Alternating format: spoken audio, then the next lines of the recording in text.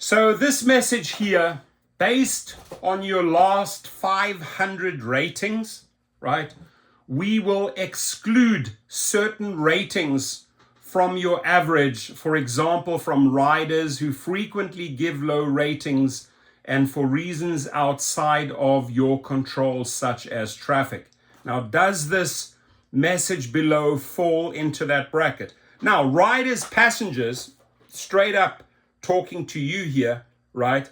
We're just trying to do our job. We're trying to get you from A to B as easy as possible. If you're drunk, if you need to make a meeting or make a plane at the airport, and wherever you take us may not always be the safest drop-off place. There might be a lot going on. There might be chaos, like a busy Sunday night at LAX. Crazy. You got to fight for the space. You got to get in between cars.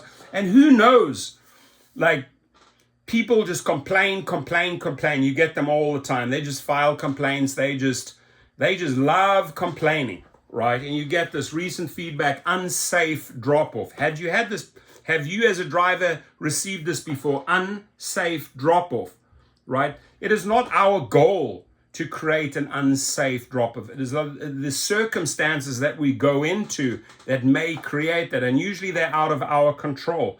As best as possible, we try and keep you safe. So one rider reported their drop-off location felt unsafe. Uber reviews all safety reports that violate our community guidelines. In serious cases, your account may be put on hold until our review is complete.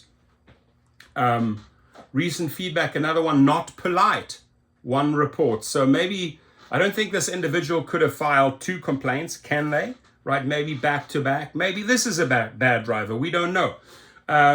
Not polite, one report, Uber's community guidelines, learn more about it. So bottom line is Uber, Lyft, this is a difficult one to punish or rate a driver over, because, you know, there are these crazy circumstances that we are shoved into, right? And I just want to bring up LAX here. I mean, the amount of times I'm in an unsafe or dangerous situation, right?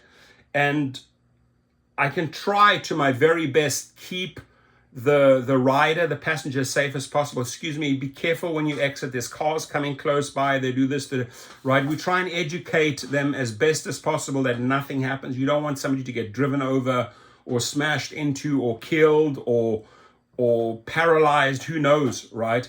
But the companies need to take that into consideration. I feel like there's quick finger pointing, right? You did this wrong, we'll punish you over this.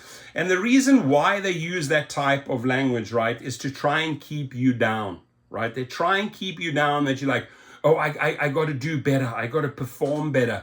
I have to, you know. So it's by putting you down that they'll try and always create an advantage over you. And please correct me if you think I'm wrong. Please correct me here.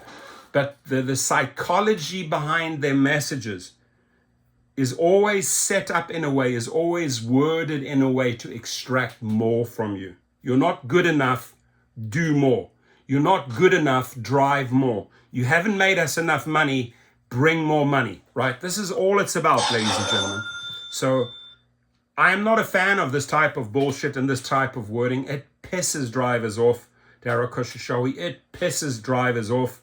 David Risher, you're a new CEO at Lyft. You may want to go through all of these and have an expert review them and find a more tactful, kinder way, right? To not aggravate, to not piss off drivers. A driver will get so pissed off and livid when you send him this message, because I can guarantee you it was not his or her intention to put the rider in that situation. Have a great day. Please comment if you were deactivated, or if they try to cut your account off over bullshit like this. Go straight to Gig Rocket. We have the Deact to Reactivate course, where we also go after the lost earnings if they cut you off from the platform. Drive safe.